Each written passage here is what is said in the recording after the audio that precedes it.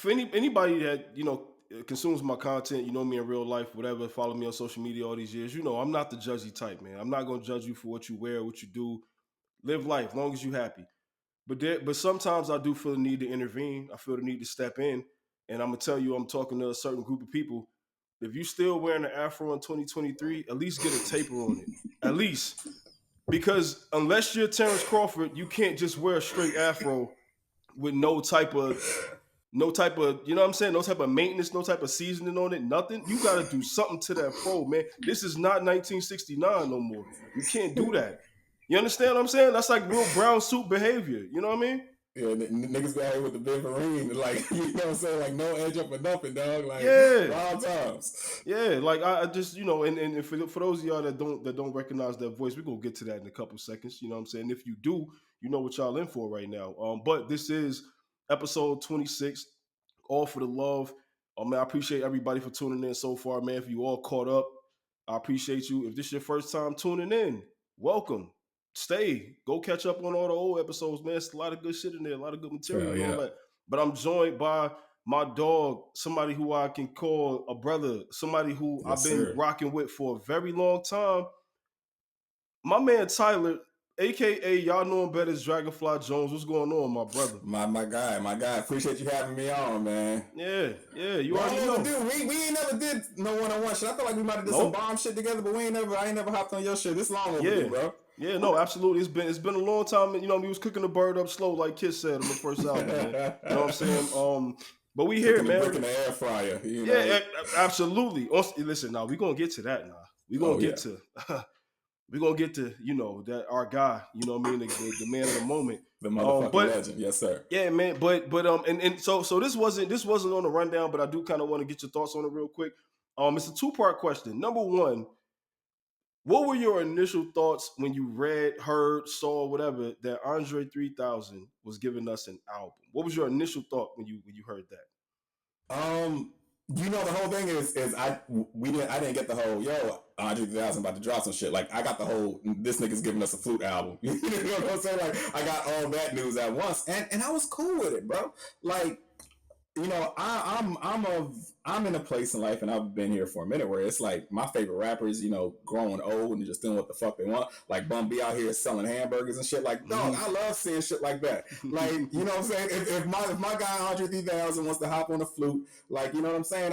That's good for him. If that's where his heart's at, I ain't mad at the homie. And I feel like the thing with this, with Andre, with a lot of the backlash of him not making a rap album, it's a lot of motherfuckers who are like 3000 haters who are like, y'all exalt this dude too much. He never gave us a solo rap album and all that shit. And they just want to, right? Like I think the Outkast fans, the Andre 3000 fans are like, bro, these dudes gave us like fucking, 6 albums in 12 years. Yeah. You know what I'm saying? Like, I can understand. And Andre classic material. Classics, right? Yeah. And Andre has said for years, he was like, bro, I'm all tapped out on this rap shit. Like I rap when I get the inspiration.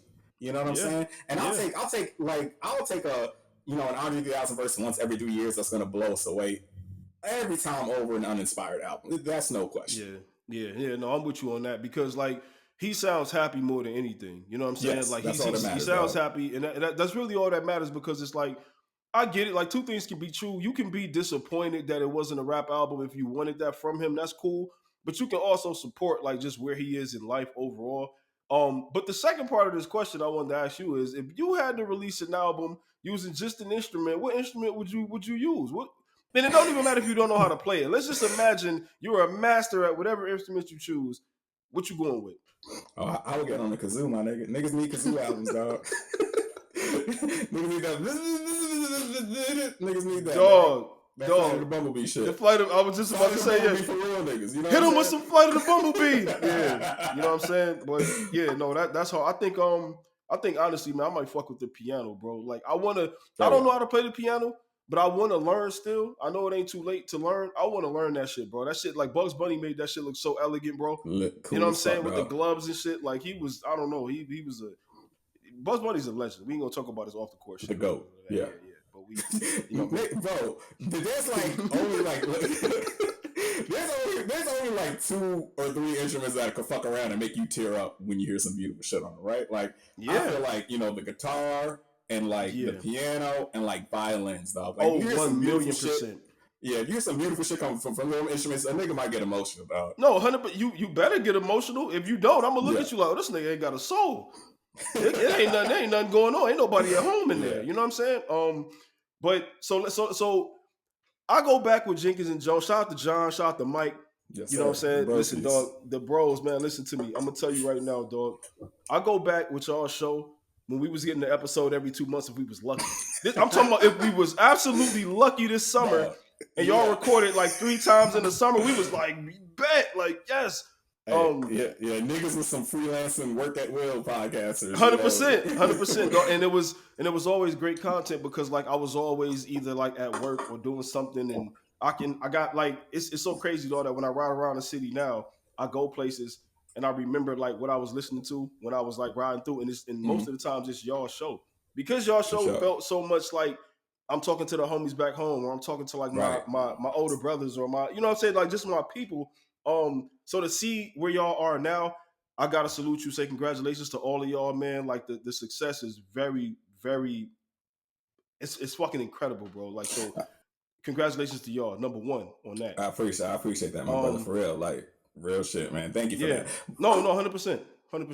But so what has it been like now, going from we'll do it when we feel like it to now? It's like, you know what? Yeah, the energy is here. We doing this shit. We doing this shit a couple times a week. Matter of fact, like, what's up?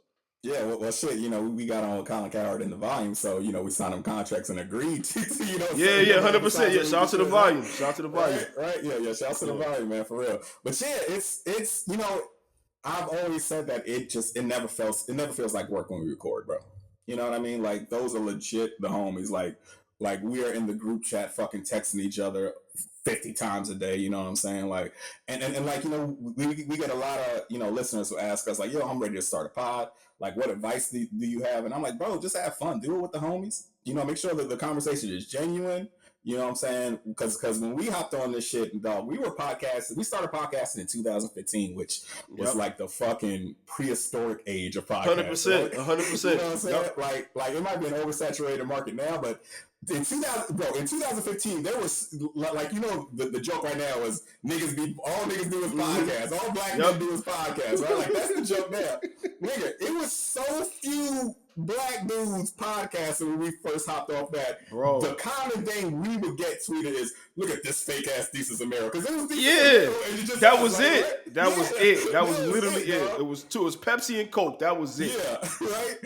And so we used to hear that shit all the time. I was like, bro, why motherfuckers act like niggas can't talk to niggas? Like, you know, why they acting like motherfuckers are trying to bite this America? Shouts to this America. The motherfucking GOATs, the legends, right? Oh yeah, no, 100%. Yeah, you know, shouts to them. And I'm very much looking forward to the homie Mero and Mello's. Bro, I was just about to say, I was going to ask you about that. I seen y'all had Mero on the show. Shout out to Mero, man. I need Mero to pull up to the pod too, man. That's my dog. Hit him up, Mero, cool as fuck, man. Yeah, that's my dog. But so I seen y'all having that conversation. I saw him say when he got the call, he was like he got drafted. You know what I'm saying? And that's a dope moment because like number one, he's a New York fan, yes, through and through. He's a Knicks fan, love Carmelo. So to see them two guys doing a show together, I kind of want to ask you this before we talk about that a little bit. If you had to pick it, I feel like I know the answer to this already, but I just for fun, if you had to pick an athlete, or if the volume called you, Colin called you and said, hey, we got a deal in place right now. You're going to do a show, pick an athlete, any sport. It's you and him, you and her, whoever. Who we going with? Who we going to see Tyler teaming up with? You already knew that was the answer. I knew. The answer literally and figuratively, right? Yeah. Allen Iverson, of course.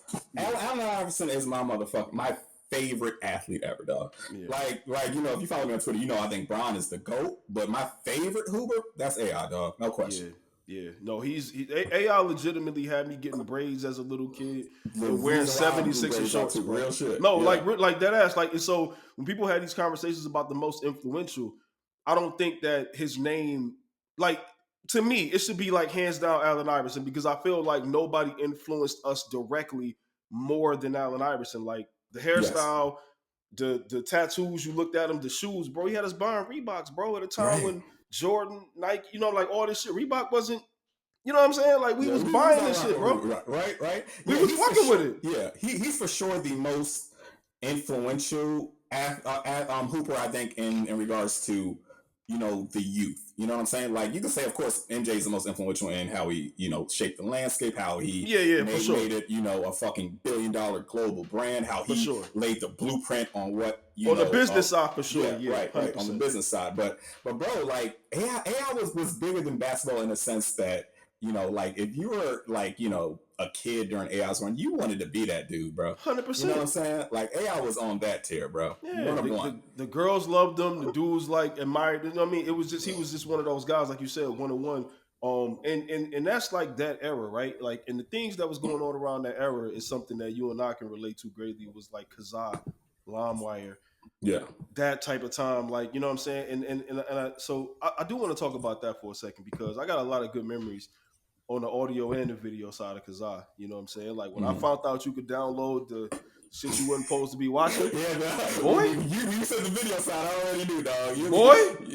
I was like, wait a minute. I said, who is that? Pink? Who? Oh, hold on. Let me, you know what I'm saying? And we was going, the Wild West days, we was going to that shit, downloading porn blind, nigga. We just saw a name, and you click download on the clip. Bro, we was out here like DJs, bro, like looking at the mixtape, like, yo, let me just throw this on, let me see. We was like breaking artists and shit back then. You know what I'm saying? Like, and that clip might take like 12 hours to download, and like next morning, it was either going to be Christmas or it was going to be April's Fool, right? Like, bro, you listen, got what you signed up for to download, or you got some bullshit. You know what I'm saying? Listen, and on the music side of that, what you saying, no matter what you downloaded at a certain point, you might fuck around and get best of both worlds on a loop. And you like, damn, I thought I just downloaded some exclusive Lil Wayne shit that even Wayne ain't here yet. Soldier Boy, dog. Yeah, viral marketing right there. What album or artist like comes to mind first for you when you think about that era? Like that defines that era for you. When you hear their name, you like, yeah, this was that time.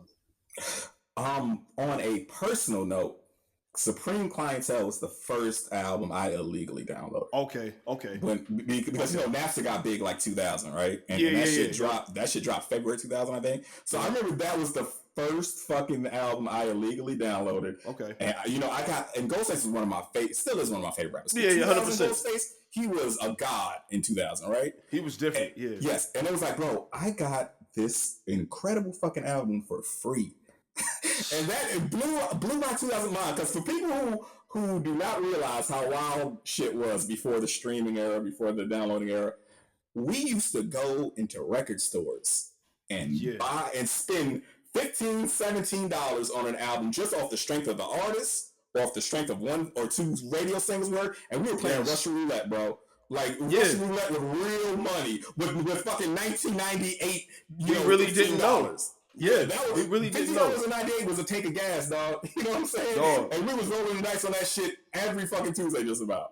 Buying a whole ass album. I'm gonna tell you one time a story, and I don't know if I still to this day I think I made the right decision, because it was the decision I wanted to make. So I had my mom take me to the mall. I had my heart set on buying the Miseducation of Lauryn Hill. I heard the songs. Summer 98. I was in love with her, like in love with her. I had my mom take me to the store. We went to Sam Goody. If you don't know what Sam Goody is, God bless. But so we went there, whatever, and I'm standing in line. I got the album in my hand. I looked over, and I was a huge Bone Thugs and Harmony fan growing up, like as a little kid, like loved Bone Thugs and Harmony. Used to sit up there and watch the video channel all day just to see First of the Month or whatever was on, right? I saw Busy Bone. You saw Busy Bones. I saw Busy Bone. Heaven's Movie. Heaven's Movie, yeah. All blue on the cover. I said, wait a minute, Busy Bone got the album? Do you know? I put that Lauryn Hill album down and picked that Busy Bone album up. And I looked at my mom and said, I want this one. She said, you sure? I said, yeah. And to this day, I don't know if I regret that. I don't think I regret that. Busy had some heat. Nobody Could Stop Me was on that shit. That was a hit. Bro. Yeah. With Thugs Cry, whatever. Yes. That was the single. Ooh. Yeah, I was a Bone fan, dog. Yeah, he had some shit, man. That but so around that time though, right? Like, so my brother, long live my brother Dre, he put me up on Lloyd Banks back then. Lloyd Banks is my favorite rapper ever, right? It's my personal favorite rapper. He put me up on Lloyd Banks. He saw the Wankster video. And he was like, yo, that dude right there. And if you know my brother, like if you would have knew my brother, you would know he's a funny guy like that. He'll see a random person in a video and make up a story about him and have you believe in the shit. So he was like, yo, that dude right there can rap. And I'm like, yeah, okay, what's his name? And he was like, it's something Banks or Banks something. And I was like, yeah, all right, dog. I go on Kazaa that night. I put in 50 Cent and I put in Banks, just the keywords. I see like some freestyles pop up. I said, oh, maybe this nigga know what he talking about. I don't know. I clicked on the shit. The I Victory said, oh, freestyle. this nigga is the best nigga I ever heard in Oh my yeah, life.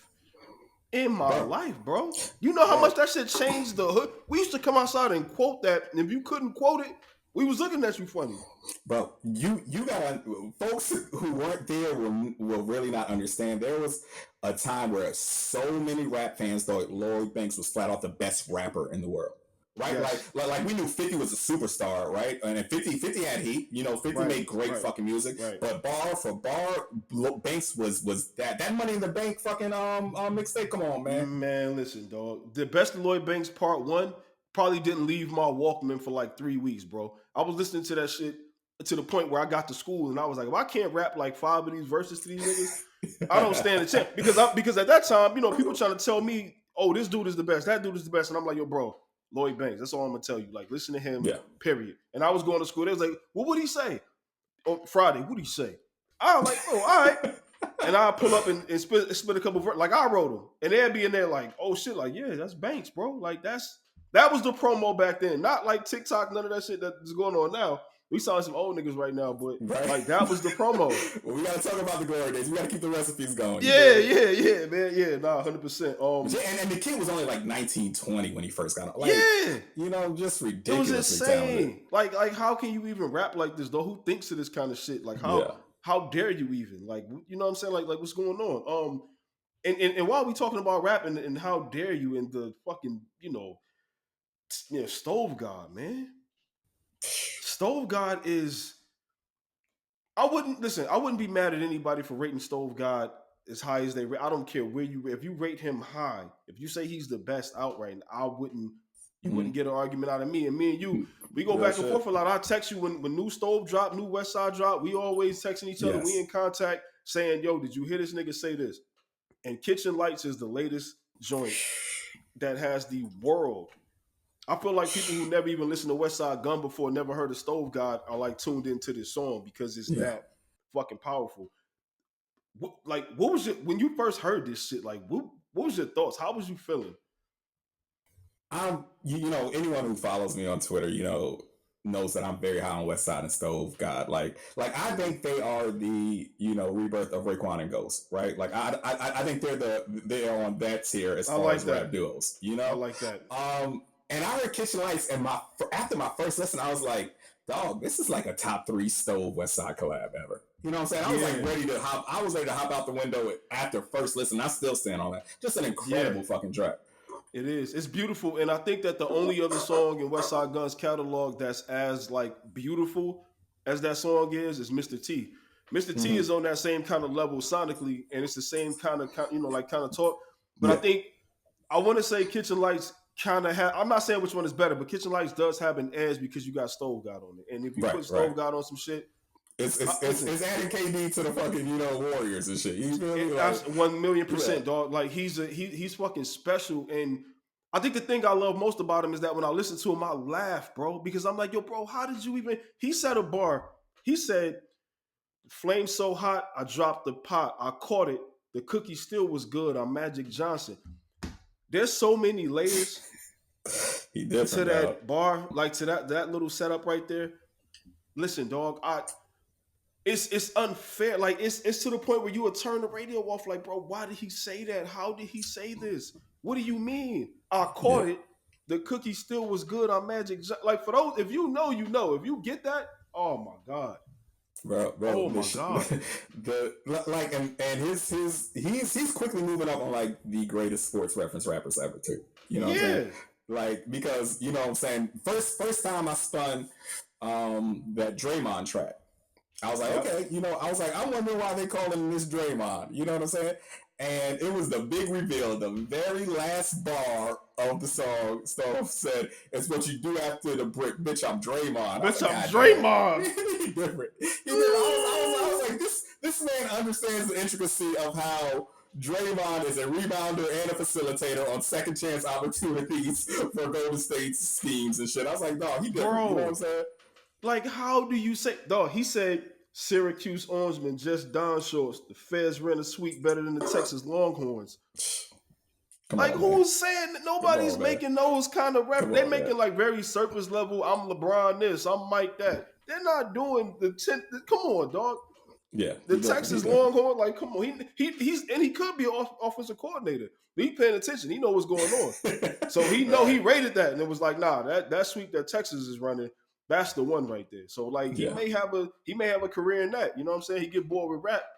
He might fuck around and, you know what I'm saying, be an OC. right. Hop in the booth with that headset on. You feel me? Yeah, you never know.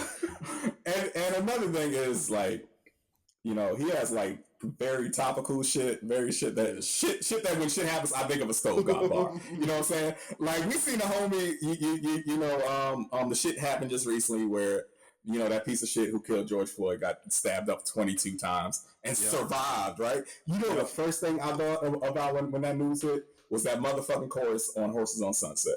when they said they said they shot him 6 times. I said, you should have shot him 7, then he could have died. Yeah. Stab that motherfucker 23 times next time. Like, that's cool, but I mean, you could have went one more. You could have just gave me, like how niggas be talking about they parlays. You could have gave me one more layup. Like, I mean, just one more wouldn't have hurt you. You know what I'm saying? No, Stove is one of those dudes who just get it. I'm gonna tell you, he said this may be my favorite Stove bar. Only because when I heard it, I was like, I remember where I was. Like, every single time I was pulling up at home and I was about to park in the parking spot, and I literally parked and sat there for like 10 minutes because I was like, I can't believe he even said this shit. He said, if I could do it, you could. Nah, I ain't gonna say that. Till it's K9 sniffing your rental car on the way back. That was way back. I was Pat Sajak. I had the Wheel of Fortune of it home and pray it came back, bro. Come on, man.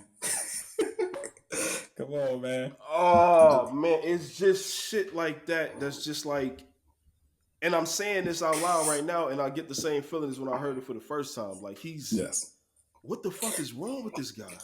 I'm gonna tell you, you know, my introduction, as most of our introduction, well, a lot of our introduction to Stove God was Reasonable Drought, right? Reasonable Drought, yeah, produced shout to Rock Marcy, yeah. Yes, shout to Rock Marcy. I had no idea who the Stove God dude was, but I was like, a whole album produced by Rock Marcy, of course I'm tapping it, right? Absolutely. And it's incredible. An all-time great debut, right? I remember for sure, classic for me, absolutely. Yeah. And I remember the track Bread of Life, you know, the soda brick in the church parking lot, hallelujah. Yeah. And I remember, you know, that was like the second or third track on it. And I was like, okay, this dude really got it, because he said you gotta visualize it moving, when the shit won't, and let the non-believers that jumped off the bitch go. Then you flex, float, and buy him in a big boat. Screaming, better kick your legs harder, nigga, big strokes. And then what killed me, but was he asking, better kick harder, broke nigga. Hey, who is this dude? Dog. I'm like, who is this dude, man? Dog. Shit like that. The audacity of him is what makes him great. Because it's like, how dare you say this shit, man? And it's one, I don't want to butcher it. Where is it at? Let me see. Because this is the one right here too. This is another one. Because you know what happens a lot of time with great rappers, great you know, athletes, whatever it is. You always look at the last thing they did and you think, how are they gonna top this? Like, what are they gonna do? What are they gonna do to you know, to outdo this, to make me feel this again? And he got the joint where he said on the joint with Benny, back 2 times. Yeah. And he said, back. Yeah, he said we was worth 6 figures on them barbershop steps. Was cooking hard with my left, parallel parking my Lex. But the bar that I love the most is he said, driving 6s in the Suns with them Rockets, I think I'm Barkley. And I ain't bring a chip home. Bitch, I bought a brick home. And it's even a layer in that, because like you know, like saying you bricked in the chat, like, oh my God, like, bro, we'd be here all day trying to talk about like the greatest Stove shit, man. But he's he deserves all of the praise. Like he really does. He definitely. We need that follow up, man. But I'm not sure if we're ever. I think we're basically waiting on, because he put out If These Kitchen Walls Could Talk, and he's selling them motherfuckers for like 15 racks a piece, right? 100%. Yeah, and he's selling them for like 50,000 a piece. And I have like been keeping an eye on how many of those are left. I think he had like 15 of them left, and like 10 of them are sold, right? I think he's not going to give us his album until he gets that pack. Until he get them off, yeah. You know what I'm saying? So I ain't mad at him for that. That's a brilliant, business strategy there. But 100%. we need that. Yeah, we need that fucking, Stove God Griselda debut curated by Westside. And Westside, I was about to say, and Westside was talking about that, I think, recently on Instagram. Somebody was asking about the Stove God album, and Wes was saying like, it's going to happen. Like I gave y'all Benny, gave y'all Conway, gave you the Griselda project. You know what I'm saying? Which Stove got crazy on that too. Yes, Rome Streets as well. Like shout out to Rome Streets. Rome, right? I fuck with Rome Streets. But so. So in this current era though, right? Like we talk about social media a lot. We both use social media. That's just what it is. Like, that's the way it is. For a long time, people either know you from the Jalen Rose picture on Twitter or the Grand Marnier picture. Now it's two different eras. And if you was around for the Jalen Rose picture, then like this guy is one of them. He's somebody. But what was it like the first time? And the fact that there's even a conversation is crazy. But the first time that you got recognized from social media, because you didn't show your face for a long time. Yeah. I was like I was hiding or some shit. I just ain't give a fuck about like having my face out there, right? Like sure. I don't have an Instagram. I never had a Facebook. Like people see me tweeting a million times a day. And yeah, I be tweeting my ass off, but I'm not a social media motherfucker. I'm a Twitter motherfucker. You feel me? Like 100%. It's a difference, right? It's a difference. Yeah. So I can honestly say that like if you know what I look like, you're tapped in with Jenkins and Jonez. And if you're tapped in with Jenkins and Jonez, you're good people, right? You my type of folks, right? Y'all YouTube boys now too. I see that. Yeah. Yeah, you feel me? But I've had a few people run up to me be like, yo, you DragonflyJonez? And I'm like, yeah, man. And it's always been love. Thank God. You know what I'm saying? That's beautiful. You know what I'm saying? I ain't out here like, moving like academics and shit where I'm getting bad. Yeah, where somebody see you and they like, that's a very dope and underrated thing, because I remember years ago, I was in New York. We was doing like a live show. And there was a lot of people who saw me that was like, yo, you like Murray, like, and I, you know what I'm saying? I met Taylor Rooks out there. Shout out to Taylor Rooks. Yeah, shout out to Taylor, man. And, it was people that was coming up that was like recognizing me and shit. And for me, I was just like, damn, like, this is kind of crazy. But I'm going to tell you the illest shit that ever happened. A girl walked up and said, hey, I like y'all. I like this. She like, but my mom, she was right there with her mom. She said, yo, my mom don't even know nothing about none of this. She just think you cute. She want to take a picture with you. And I was like, shit. Players only. Players only. I ain't gonna lie. That's what you gotta tell my people. I just let her know you. Bro, listen. I know you was. I couldn't wait. Get your chest out, dog. I couldn't wait. I caught her immediately. I stepped outside the venue like, shit. I don't know if you know it not, but. Yeah, I don't know if you know it not, but I'm somebody out here. I'm still hot product out here. You feel me? I'm still something out here, man. You know what I'm saying? The product is still selling, man. You know what I mean? So, that shit was, but I always think that's interesting though, because like I said, like y'all do such tremendous work, like on the pods. Like I said, man, y'all show in the Club 520 podcast is my favorite shit to listen to. Like, it's because it always reminds me of Teague funny as shit. Yeah, he's super funny, man. Shout out to B and DJ. Like, them dudes is fucking hilarious. But the thing I appreciate, like I said, about y'all shit though, man, is because like I've been there from like the beginning, like listening to the shit from the beginning when y'all was just recording, just the homies just kicking it. Y'all have a lot of dope conversations that just it feels like you said, it feels very organic. It doesn't feel like, oh, we got to get up here and get in a pod mode. It's just the group chat being brought to the public, and I appreciate that shit because we need more of that. Like we don't need to look on there and see people that look like us talking about messy business and doing bullshit and none of that. $200 dates and we don't and making your female submit to you and all that bullshit. Come on, being an alpha male and not, you know what I'm saying, and we eat pork chop and chitlin and women eat salad. You know how that shit like. Yeah, like niggas don't need none of that kind of shit, man. But so I do appreciate that. And shout out to Mike, because Mike, man, Mike is the fucking glue. He's the glue. Mike is the fucking glue. He's the quarterback. You know what I'm saying? He's the one who he audibles us, sends us on our routes and all that shit. He's so important to the show, man. Mike was in deep waters though with no floaty on the Mike Tirico segment though, boy. Listen, that shit made me laugh. I'll listen to that shit right now and laugh like I never heard it before. When y'all was going crazy on Mike Tirico shit, bro, listen. When he was like, when y'all niggas said like he thought it was a nickname they was calling him, like, no dog. Bro, listen.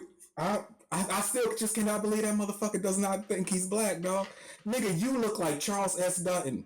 You look like 40, my guy. Like, you are brown as fuck. You know what I'm saying? But somewhere in his heart, somewhere in his black heart, he thought that he looked like Paulie from Goodfellas or something like that. Like, yo, bro, look at yourself in the mirror. You James Avery.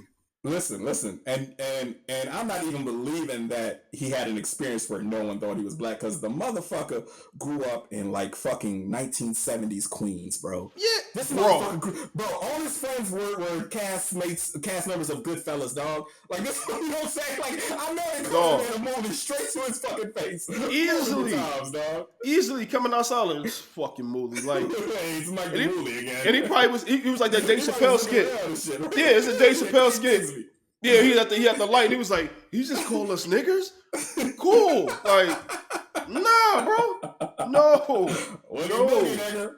Yeah, you know what I'm saying. But yeah, Mike with the fucking $19 words, and you know what I'm saying. Like, and even when Mike starts to get into service, that man is a journalist for real, bro. Dog. Mike is incredible, man. Even when he starts to get into like his. Like he'll start to talk about his life and like give his stories and shit like that. Like it's very dope to just hear men be on a podcast and talk about real shit. Like you want to hear that shit sometimes, but I don't always want to hear, you know, like you said, like we was talking about earlier, like a $200 date and doing this, that, and the third. It's like, yeah, come on, dog. Like I know we got more. It's more layers to us than that, and I think y'all put that on display well. You know what I mean? Better than anybody, honestly, because I appreciate that. It's a wide range of topics that y'all talk about. That I just fuck with though, man. You know what I'm saying? But so what was that like though? Like getting that call from the volume from Colin. I don't know if Colin made the call himself or whatever, but what was that initial contact like when y'all got that and was like, oh shit, like they want us to Yeah, it was a shocker, and I got to shout the homie out, Logan Swain. He's the one who put it all together, right? Okay. He's been a listener of the pod since we first popped off. He's a dude who like worked for the Zone, the boxing shit, BACN and shit, and he was someone who was trying to get us on forever. He was someone who was a big fan. I was like, yo, people need to hear y'all. Yeah. And you know what I'm saying, like he convinced Colin to give us a shot, and Colin wanted to sign us. Like Colin Cowherd wasn't checking for us. You know what I'm saying? Like you're one of the like top 3 dudes in sports talk. You know what I'm saying? It's like Bill Simmons, Cowherd, and Stephen A. You feel me? 100%. So yeah, and like we weren't on his radar at all. But the homie Logan, he really looked out. So shouts to Logan, man. Forever indebted to that dude.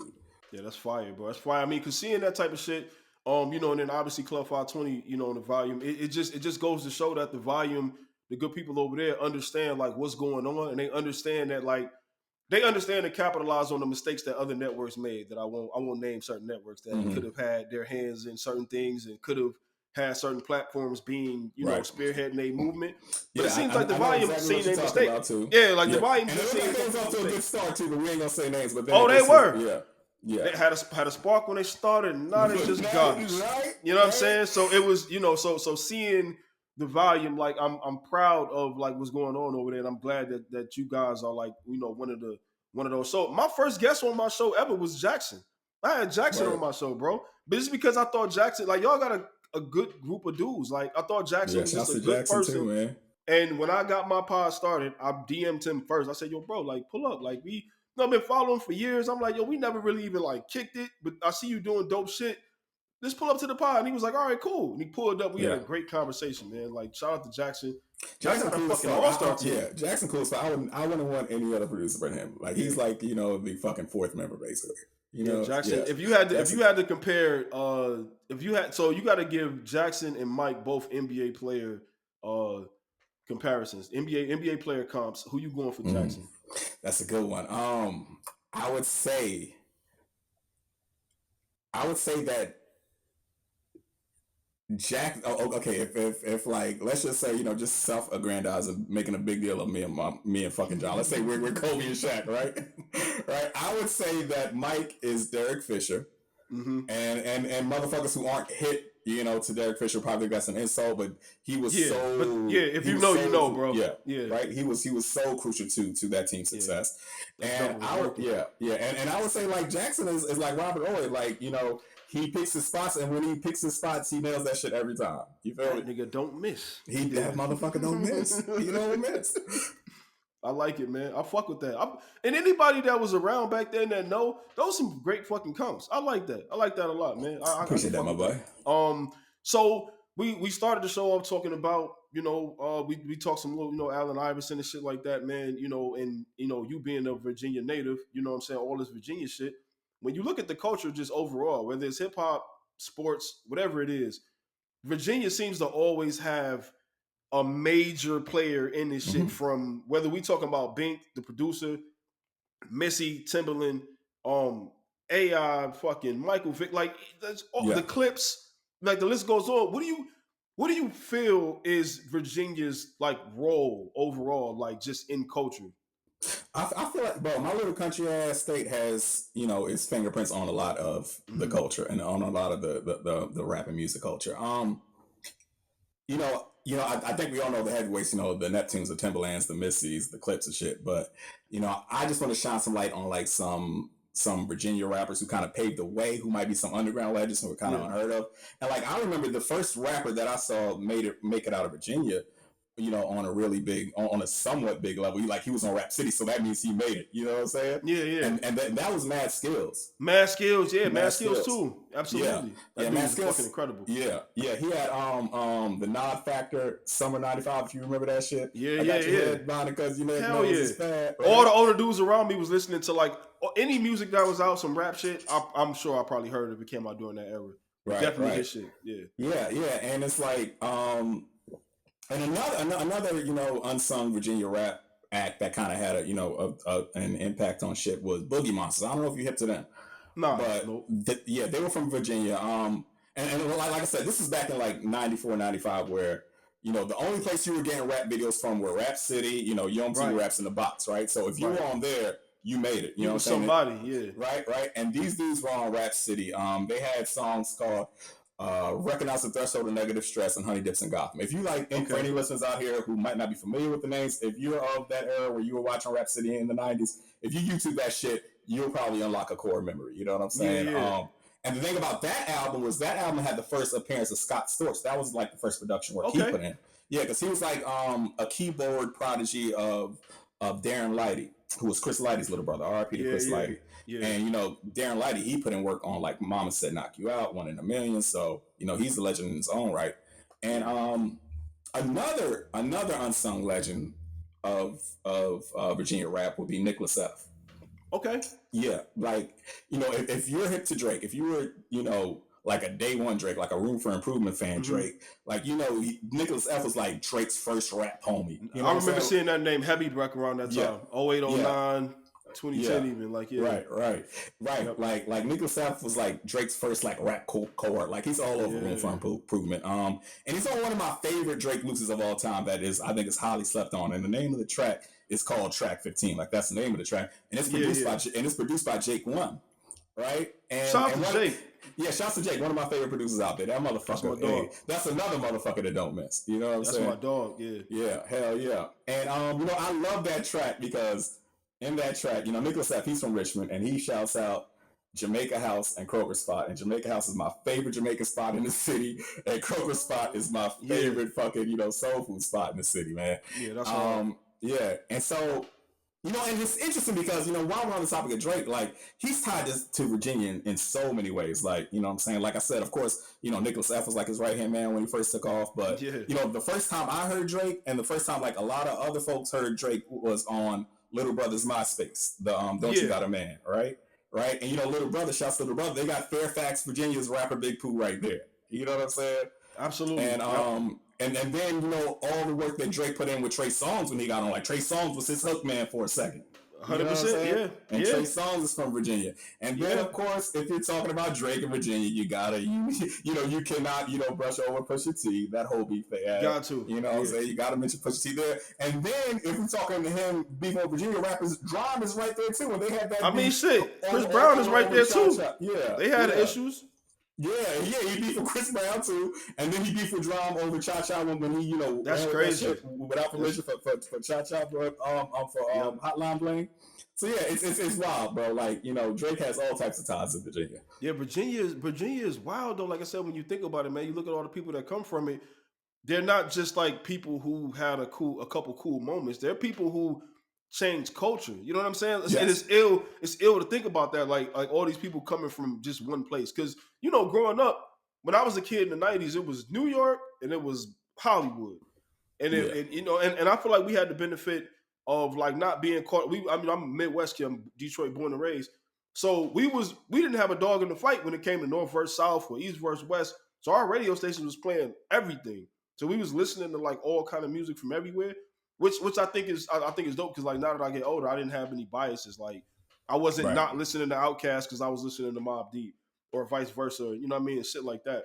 But Virginia is just like that shit is wild when you sit back and think about it, man. Yeah, man. And I was talking some, underground, unsung shit, but there was a time when the hottest producers in the game were Neptunes and Timbaland, right? 100%. Like they were those were the, guys to get beats from. And they were from Virginia. Like, bro, the early 2000s were just a golden age for Virginia, right? You had Neptunes and Timbaland on top of the producing world. You had fucking Allen Iverson, the coolest basketball player in the world, Mike Vick, the coolest football player in the world, right? Like a fucking D'Angelo who would just like assert himself as like the king of neo soul. Like early 2000s were a golden age for Virginia, bro.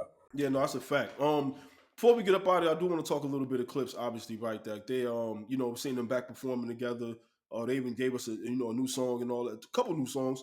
When you go back and listen to like Laura Willing, shit like that, right? Like, because we always hear about people from New York and New York albums when they hit and what the city was like.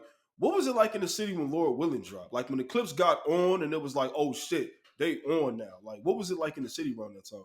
Listen, bro, when that motherfucking grinding video dropped, and we seen motherfucking Malice in the Virginia Squires Dr. J jersey, nigga. Like, what, bro? And we knew that they were from Virginia because I think a lot of rap fans were already hip to the Clips. Like that grinding wasn't the introduction. The Funeral Summer '99 was like a lot of. You know what I'm saying? And grinding dropped like spring 02. So like folks were hip to the Clips, especially Virginia folks, right? Because we were like riding with the Funeral because we knew that was Pharrell's peeps out of Virginia Beach and shit. But yeah, when grinding hit, nigga, oh my God. Bro, like just an incredible. That shit changed the world, bro. Really, seriously, one of those, all time. Like technically, they had an unreleased album, Audio Dope or whatever. I think it was unreleased unreleased audio footage. That was the name of the album that they didn't release. But as far as official release, singles that lead singles from official debuts. Bro, Grinding is up there to me with like, it was fucking, Biggie Smalls. 100%. You know what I'm saying? With motherfucking like, Nas and shit. Like it's up there, bro. It's up there on that tier. I saw that shit late night one night when MTV was like playing videos. Like they would just play videos. I saw that shit one night. I thought I was fucking dreaming, bro. I was like, yo, what is this? Like, what is this? So I got to school the next day and I'm telling my friends, like, yo, dog, I heard this song. The beat is, I'm trying to do the beat, and no lunchroom ever was the same after that. Like when that shit dropped, lunchroom table beat, right? 100%, on 1000%, man. But yeah, shout out to them, man. Hopefully we get an album. I mean, I know Pusha said that he been kind of nudging Malice a little bit, so to get Malice back recording, I think is a step in the right direction. I will fuck with that. I will be here for a new Clips album. Yeah, I'm with that, man. But yeah, man, yo, listen, dog. Like you said, it's been a long time in the making of shit, man. A long time coming. I'm glad you pulled up, man. I appreciate you for pulling up. Hey, I tell people all the time I do nothing but great guests, man. It's only people that I fuck with. Honored. It ain't never some shit like just because I feel like I need. You know what I'm saying? Like it's always people I fuck with, man. So I'm glad to have you, man. Definitely got to have you pull back up, man. We got to talk about. We gonna talk because I still haven't listened to the Flute album yet. But I'm gonna listen to it. So we're gonna have to have a little chit chat about that album. Hey, it's a cool little album to go to sleep to or get a massage to or some shit. You feel me? and a little ambiance type shit going on with it. And my 35-year-old ass is I'm with that. Going to sleep and getting massages. That sounds like my type of jam. So I'm with that, man. But yeah, man, listen, dog, for all y'all man has been tuning in. Like I said, If you caught up on all the episodes, I appreciate you. If not, if this is your first time tuning in, thank you, man. You know, welcome back. You know what I mean? Come back again and all that good shit. Subscribe, rate, review, tell a friend and tell a friend. Shout out to producer Bethany. Check out B is for Boundaries. She got episode 1 of that out right now. Shit is beautiful. But until next time, man, we out. Yes, sir.